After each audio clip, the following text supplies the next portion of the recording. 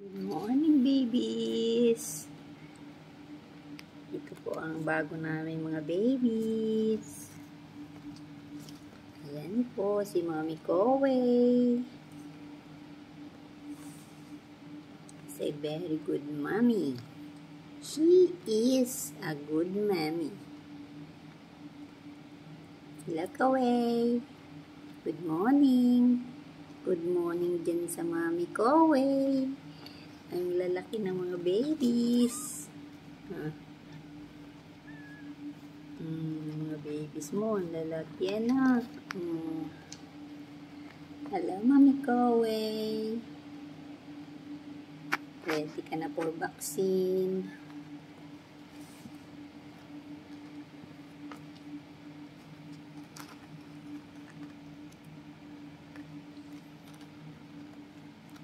Aming mga babies.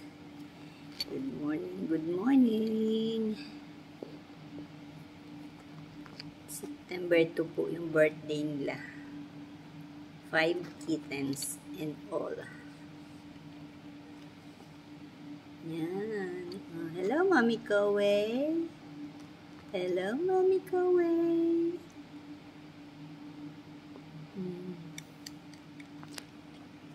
Yan ang bagong mga babies. They are blessings. But I think we are looking for a family that can take care of them when after vaccine.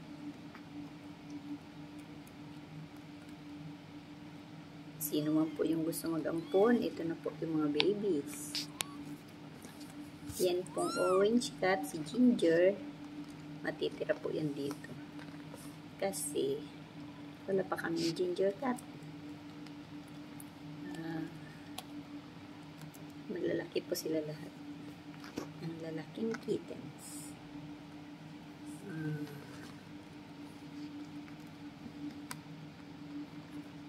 Oops.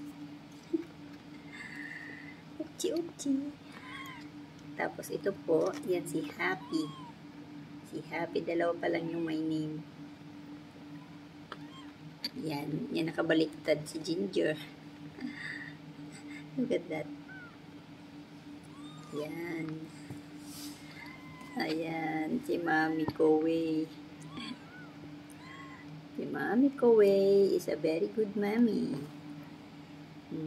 Tapos yung mga anak niya, oh. Ilang araw pa lang yan, lalaki. Lalaki nila. Oh, yan. Mabait din yan, isa na yan. Pero si Ginger, maiwan niya dito. Tapos itong isa si Happy, siya ang last na lumabas. Iyan, at saka yan nakatihaya. Yan, last yan lumabas. Yung si Happy, siya ang pinakabunso. Siya ang bunso sa lahat. Ang unang lumabas, itong orange, si Ginger. Pangalawa, yung yan, yung katabi niya. Pangatlo, itong maitim na ito. Pang-apat, itong isang nakatihaya. Tapos last lang yun si Happy. Yung maliit na yun na dumidede. Kakatuwa naman silang lahat. They are blessings from God. Pag ready na po sila for adoption, message lang po kayo para makakuha kayo ng kitten. Pero i-release po yan pag na-vaccine na. Para sure yung magdadala po yan sa inyo ng happiness sa inyong family, sa inyong house. They're very good. Look at that.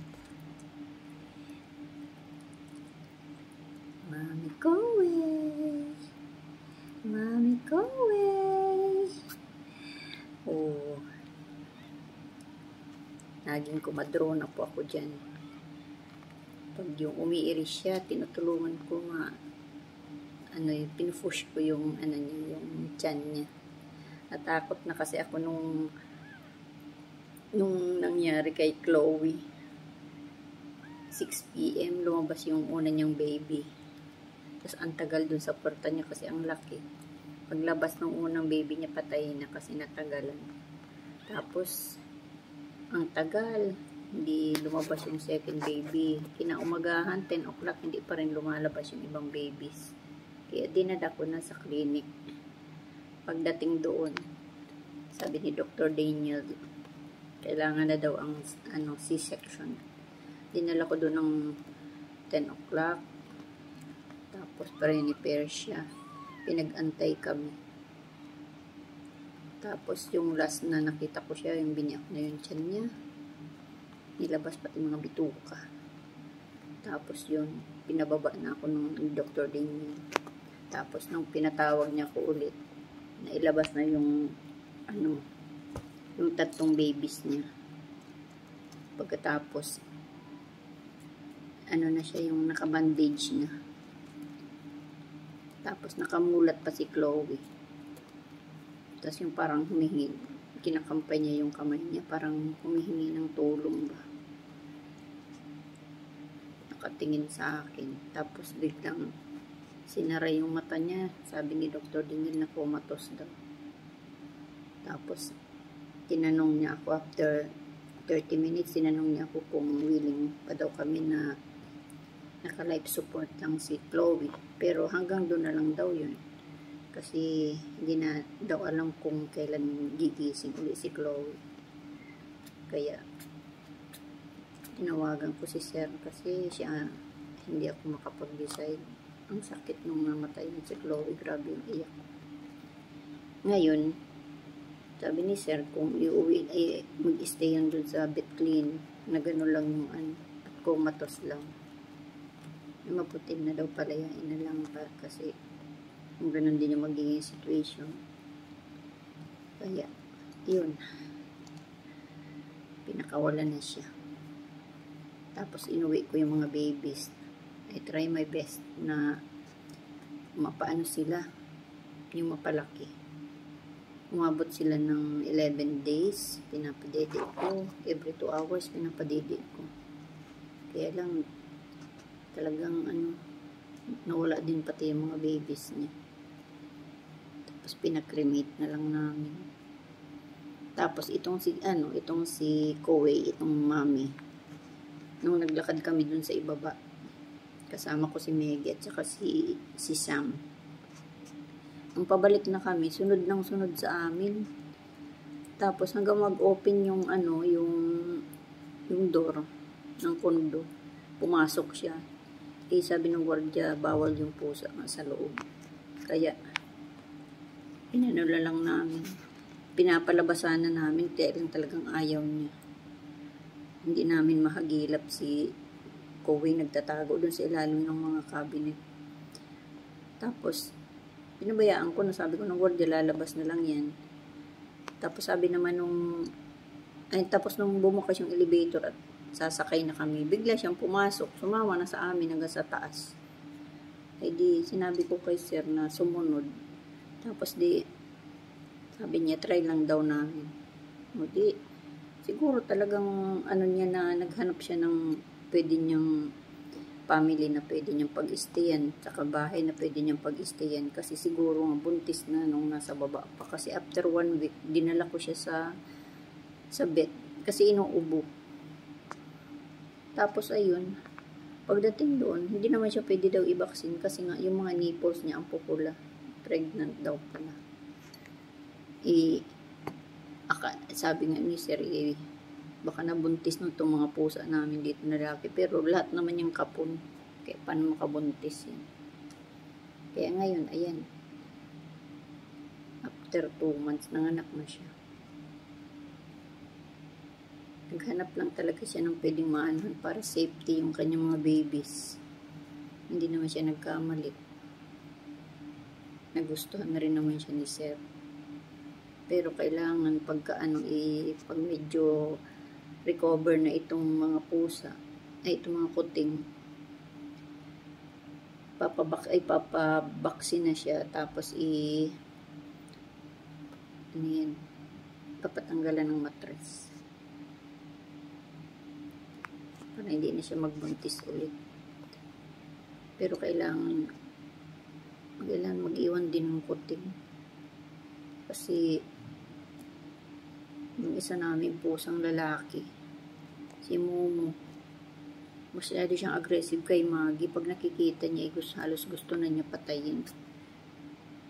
Yung isang gabi nga nakita niya si Maggie. Hindi ko alam kung bakit nakabuksan yung room niya. Kasi pinag-ihiwalay ko sila. Pag nasa living room si Maggie, nasa room siya. Pag nasa room si Maggie, nasa living room si Momo. Hindi ko alam kung paano nabuksan yung pintuan ng room ni Momo.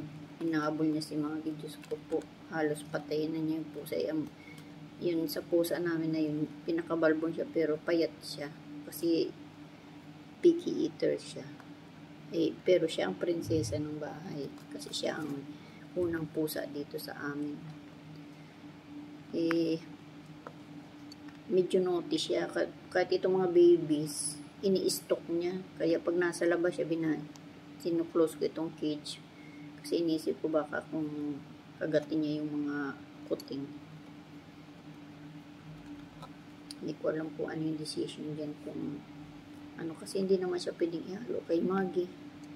Hindi ko alam kung anong nangyari dyan, pero I'll try my best na magkasundo silang dalawa. Kasi gusto ko rin naman yung naglalaro sila dito sa sala. Nung umuwi ako, nagbakasyon ako, naglalaro naman sila dyan sa sala. Hindi ko lang maintindihan bakit nang bumalik ako after 1 month. Ganyan na siya. Halos patayin na niya si Maggie. More aggressive. Yan po ang ating mga kuting. Kung gusto niyo po na mag-adapt dito ng isang kuting, magpa-reserve na po kayo. Thank you so much and good morning sa inyong lahat.